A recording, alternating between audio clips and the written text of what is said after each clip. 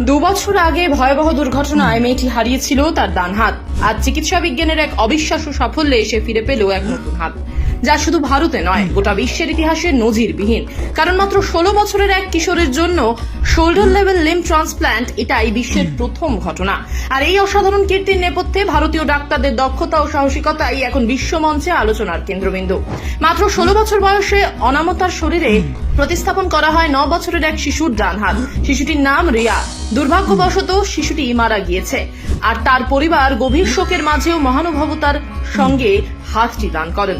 প্রতিস্থাপনের কয়েক মাস পর আসে রাখি বন্ধনের দিন।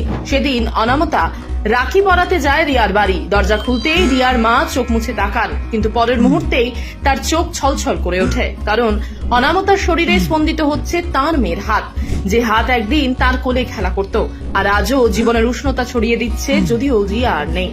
রিয়ার দাদা শিবম দাঁড়িয়েছিল এক পাশে। অনামতা এগিয়ে গিয়ে সেই নতুন হাত দিয়েই শিবমের কবজিতে রাখি বাঁধে। শিবম বিস্মিত, আবেগে ভরা চোখে তাকিয়ে থাকে।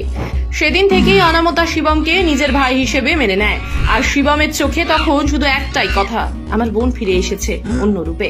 তবে এই সম্পূর্ণ ঘটনা কিভাবে সম্ভব হলো তা জানলে অবাক হবেন। 2022 সালে মাত্র 13 বছর বয়সে 11,000 ভোল্টের বৈদ্যুতিক তারে স্পর্শ লাগে অনামতার আহমেদের। মুহূর্তের মধ্যে তার ডান হাত সম্পূর্ণ পুড়ে যায়, আর ডাক্তারদের বাধ্য হয়ে কাঁধ নিচ থেকে হাত কেটে ফেলতে হয়। ভয়ঙ্কর এই দুর্ঘটনার পরও হাল ছাড়েননি তিনি। বাম হাত দিয়ে লেখা শেখেন, আর মেধার জোরে 92% নম্বর নিয়ে পরীক্ষায় পাশ করেন। তার হাত কাটা গেলেও সে ভেঙে পড়েনি, কারণ সে জানতো ভেঙে পড়াটা কোনো সমস্যার সমাধান নয়। কিন্তু আসল বিস্ময়ের জায়গা আরো গভীরে। যে হাতটি প্রতিস্থাপন করে নতুন জীবন পেলেন অনামতা, সেটি এসেছে এক হিন্দু দাতার হাত থেকে।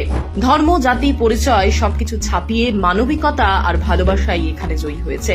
দুই পরিবারের চোখে তখন জল আর কৃতজ্ঞতা, কারণ তারা বুঝে গেছেন রক্তের সম্পর্কের থেকেও বড় হয় মানবতার সম্পর্ক। এই পৃথিবী সত্যিই সুন্দর যদি আমরা মানুষকে শুধু মানুষ হিসেবেই দেখি। অনামতার গল্প প্রমাণ করে মানুষের ধর্ম, জাত, পরিচয় সবই গৌণ। সবচেয়ে বড় পরিচয় আমরা সবাই মানুষ। দুর্ঘটনা কেড়ে নিতে পারে অঙ্গ, কিন্তু ইচ্ছা শক্তি আর ভালোবাসা কেড়ে নিতে পারে না।